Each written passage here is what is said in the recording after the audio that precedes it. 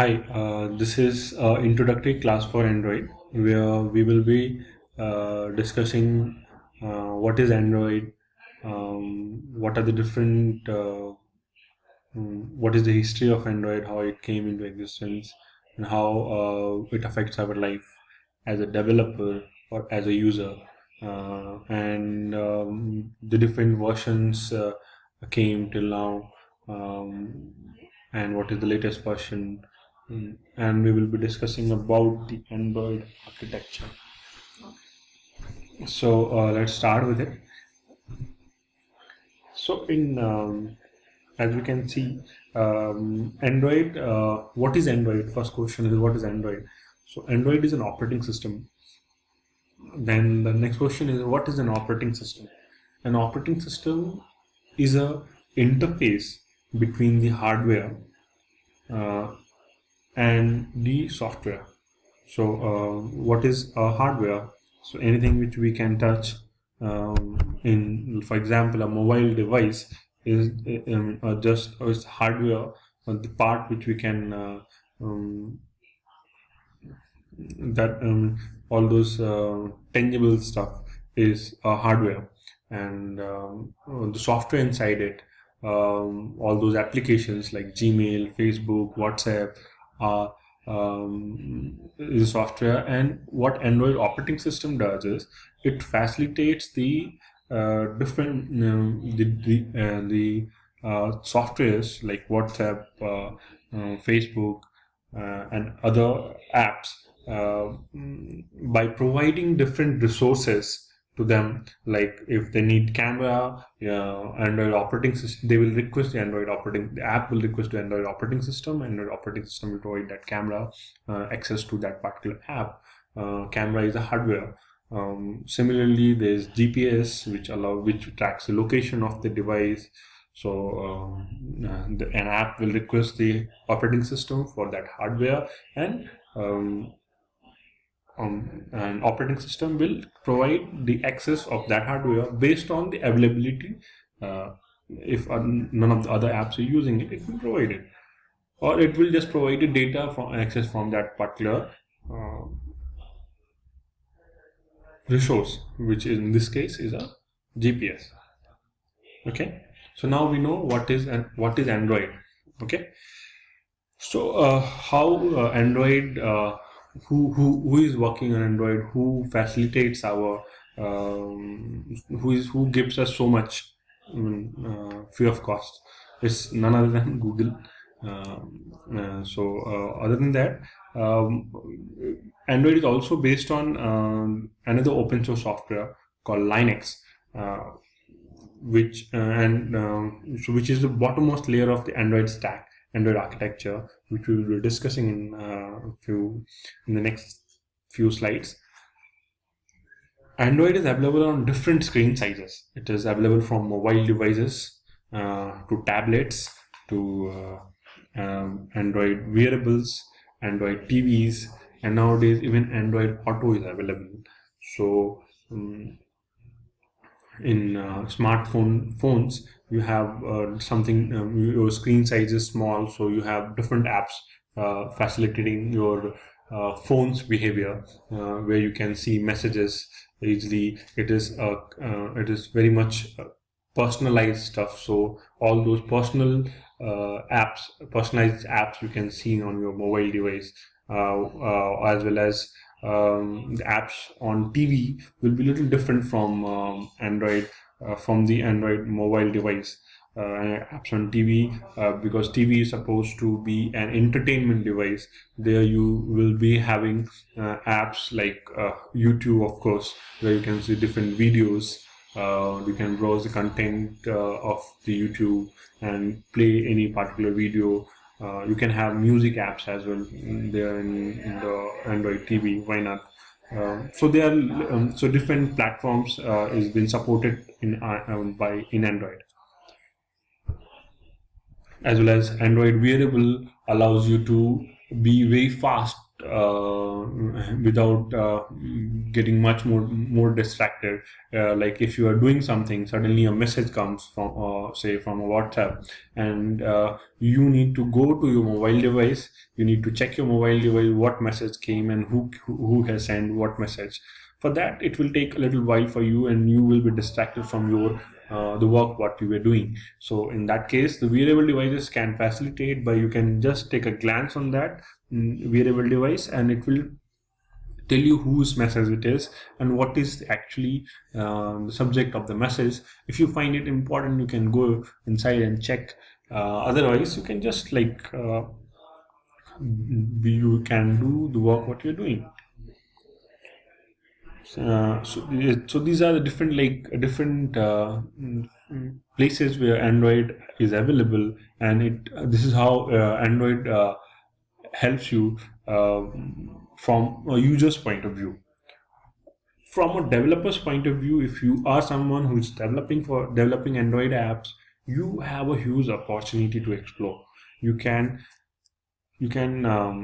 develop apps for Android mobile devices. You can develop apps for tablets. You can develop apps for Android TVs, wearable, auto in the sense like cars, just by by having a single code base. You don't need to do go to different you need to create a separate app for TV, separate app for smartphones, separate app for car. You can just have a single code base single project which can be installed on any of these devices. So which is again an awesome opportunity to explore. So let's see how we can. We will be discussing how we can explore, how we can create apps on Android, and to explore this opportunity. But before that, I would like to introduce you. I also discuss about the history of Android, how Android came, and how it has been till now. So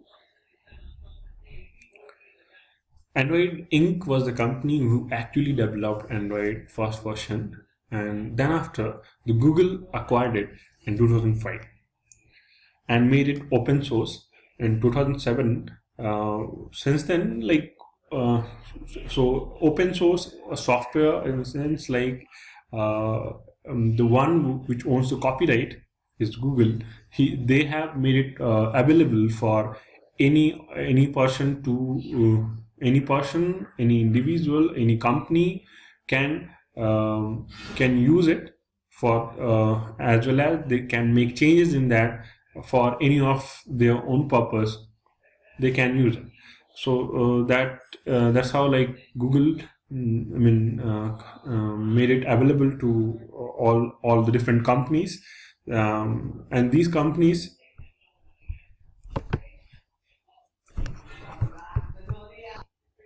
So once Android is been open source, then the different companies from different genres like hardware companies, software companies, telecom companies, all they have done an alliance and started supporting Android. And that alliance is named as Open Handset Alliance. So all these companies use Android, as well as they play an active role in the evolution of Android, which says that so because of which since last 8 years Android has evolved, as well as they are supporting Android for which says that since last it is there, and there's a huge possibility that it will be there in the coming 8 years as well.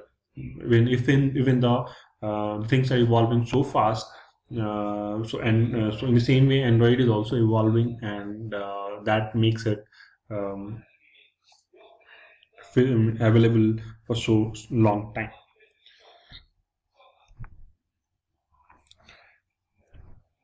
Google Play is the Android store where all the Android developers can publish their apps, and the user is supposed to download the apps from there. Google Play shows you the right as a user. It shows you shows you the best apps available in the market based on the number of downloads as well as the user ratings. And so this is how Google Play supports Android. Google Play is basically Android market, as I said. And so this is how, I mean, since the launch of Android, in now, like now, as till now, like almost two-thirds of developers like to develop for Android in comparison to other platforms like Apple and Windows, because of its huge market base and availability on different platforms. um, and so before this, I was discussing about Open Handset Alliance. So these are the few companies which are supporting Android by being part of the Open Handset Alliance.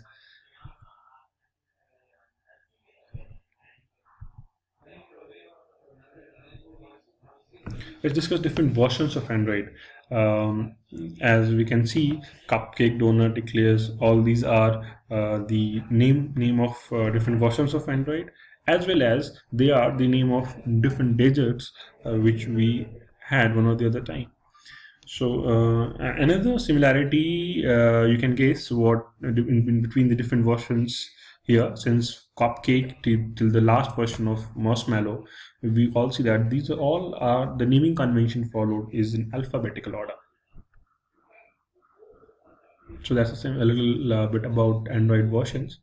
So let's see uh, uh, what makes Android actually. Android is a stack of software. Different from Linux is the bottommost layer of it, and then we have hardware layer, abstraction layer, where we have radio, audio, camera, Bluetooth, um, different other different libraries which are required for supporting different kind of work. Like for example, there's a WebKit to support browser, and there is OpenGL ES to support the graphics in the Android devices. There is SQLite to support database. There is media framework to support different kinds of media files like audio, video, photo. Then we have Android runtime in this layer. Android runtime includes Dalvik Virtual Machine. Dalvik Virtual Machine allows the faster execution of the apps in a very by consuming very less amount of memory. Uh, Above this layer, there is Android framework, which includes the set of APIs provided by different Android by the application for the application developer by Google, which includes different managers for handling different kinds of operation, like for handling telephony operation. There's a telephony manager for handling the screen. There's a window manager for handling the data. There's a content provider for handling the view system of the Android. There's a view system where you can access. Then to get the location details, you can use the location manager as a developer for developing different application in the application layer. Then you have notification manager for handling the notification, anything related to the notification sent on the Android device. So this is a brief introduction about Android architecture and as well as what Android is. So this is where I will like to stop, and we will be discussing further details in the next few classes.